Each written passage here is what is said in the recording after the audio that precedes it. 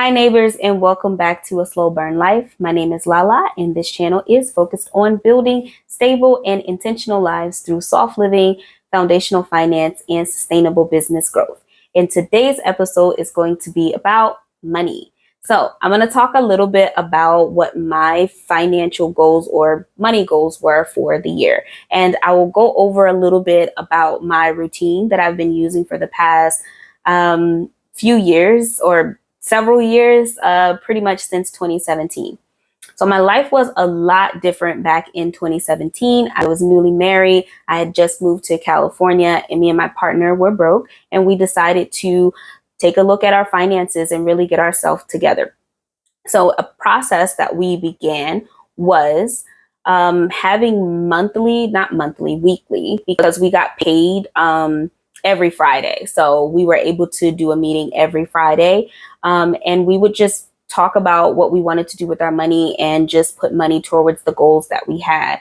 One of those goals was to become debt free. And so we did pay down a lot of debt after listing them out, but then life happens and there was this thing and that thing. But doing that process really did help us pay down a lot of things that we owed, and it saved us a lot of interest. Since then, my life is really different as well. So cut to 2024, where I had to basically start living on my own. So I became a single woman and I moved back to Georgia, and luckily, I kept my job, but life looked a little different for me as far as finances. But I still kept those same foundational basics that we established in order to help maintain my own single life finances. My life is also very different right now because I am currently in a relationship and I currently live with someone again, which I wasn't doing in 2024 and 2025. And so things are a little different, but I'm still able to use these basics, these foundational basics, and stay managing my money. I like to think that it doesn't matter how much money you have. It is still very important that you are managing your finances and making sure you know what's coming in, what's going out, and what you have left over, because that's going to help you establish a stable base for yourself and for your life. So let's get into some of my numbers. My money goals for this year, for 2026, was to focus on paying off debt. So I know I talked about how I paid down a lot of debt back in 2017 and over the years to follow, but some things took place where we had to make a little bit of a pivot, and so we weren't able to continue paying things down. And so I did still end up leaving that relationship with some student loan debt. And then once I started living on my own, I got myself into some credit card debt. The good thing about that is that I was able to pay that credit card debt down. And now, cut to today, I no longer have the student loans, and I do have another separate video that's going to dive deep into the student loans, but I am student loan free, so I don't have that debt to worry about anymore. But I am now again paying down 2 credit cards and a loan. Hey, a girl had to do what she had to do. So let's talk about what those numbers look like. So at the beginning of the year, my student loan amount was $3,327.33. At the beginning of the year, my Quicksilver Capital One card was $3,008.63. Then I had an Amex card that was $864.60. And then I had a personal loan that was $1,060.76. So if I do the total on that, at the beginning of the year, I started off with $8,261.32 in debt. Year. So looking at June, at the beginning of June, I have a total of $4,876.86. That is now coming from the credit card. That is $2,981.07. The Amex card, that is now $907.83. and then the loan that is now $987.96.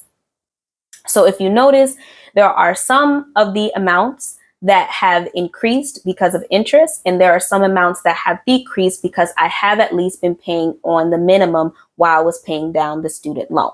Now, my goal right now, because the student loan is gone, is to focus on paying down the credit cards. And so I'm starting with my Quicksilver because it has the higher interest at 30%. And I want to get that down as soon as possible, because if you know anything about interest accruing, what's basically happening is I'm making these payments, but I'm accruing interest. So every time I make a big chunk, I'm also now in charge of paying another little chunk on top of that. And that can be an annoying process. And that can also be or feel like defeat when you're in the process of paying things down. But you just have to remember that the point of doing this is to get out of the cycle, right? So in order for you to get out of the cycle, you have to go through the process of the cycle. And this is unfortunately a part of the cycle.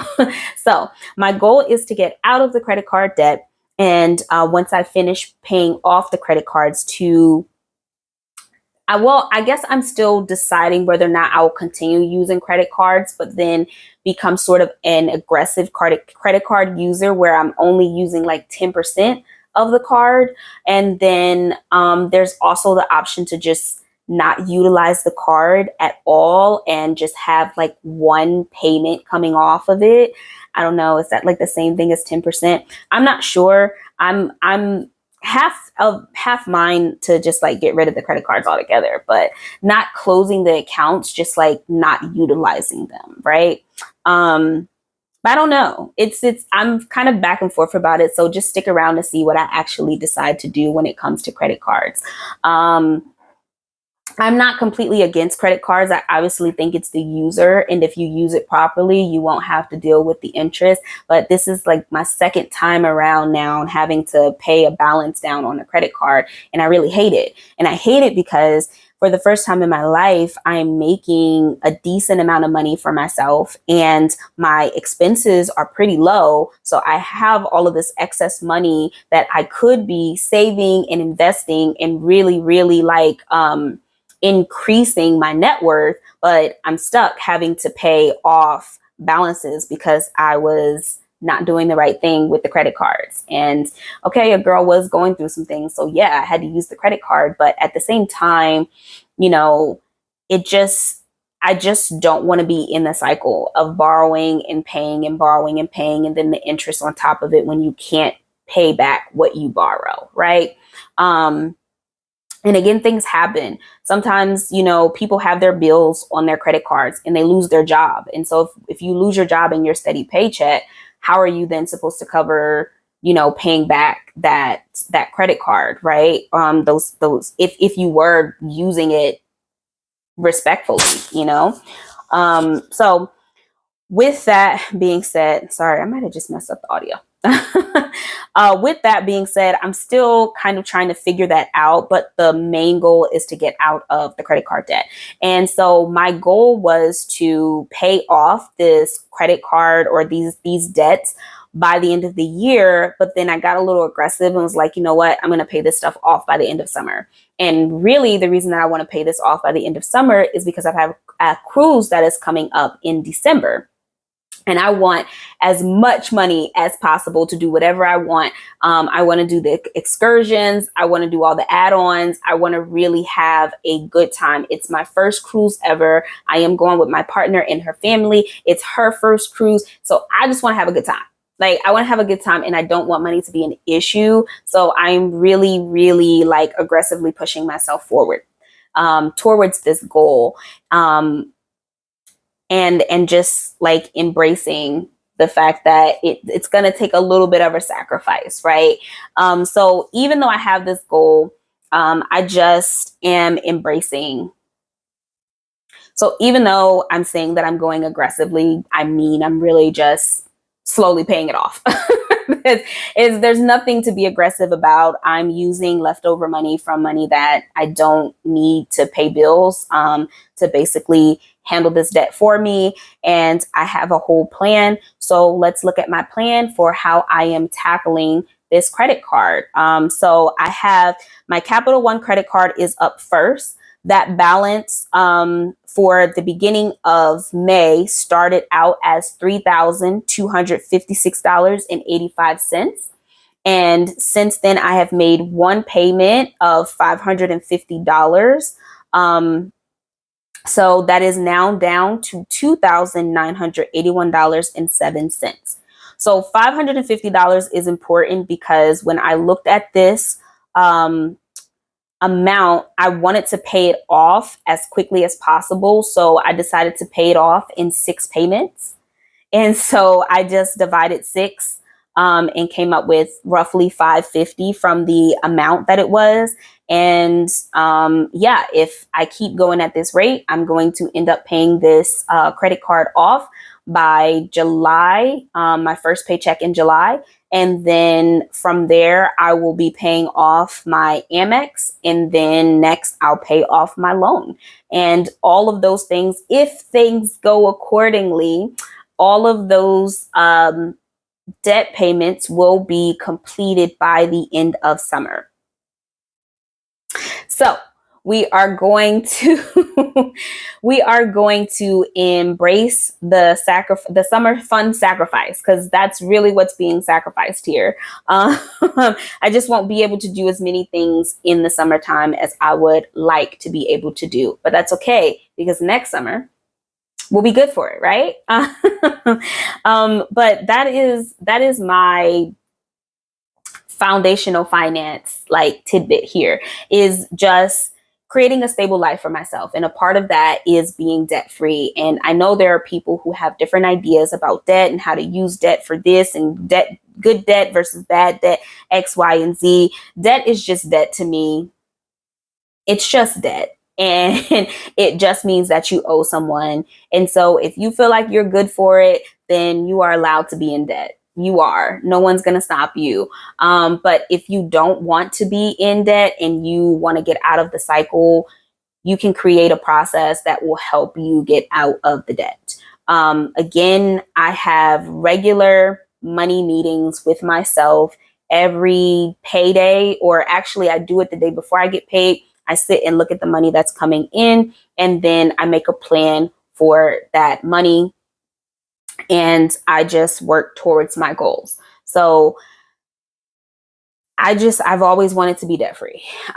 It's just been ingrained for me to not want to owe anybody, because I realized if I wasn't giving away this money, it would be just more for me to enjoy my life and to do more of the things that I would like to do.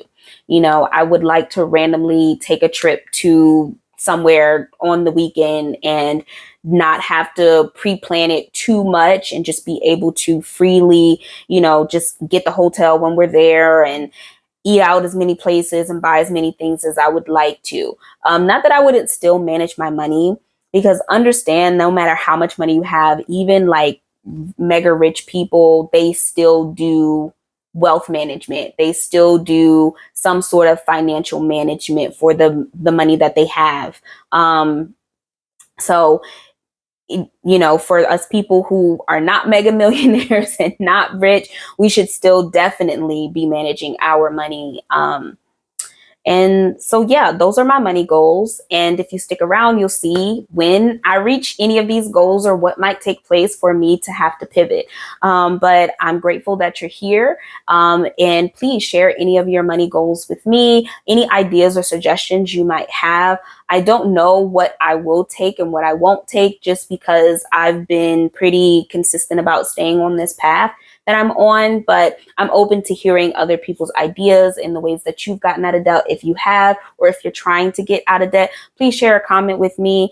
And if you like this video, go ahead and like it and subscribe so you can see more videos like this and see where this process goes. We are halfway through the year and I am almost towards my goals. I'm really excited about what's going to happen over the next couple of months, to really just see all of this debt go to zero. All right. Thank you so much for watching. I'll see y'all on the next episode.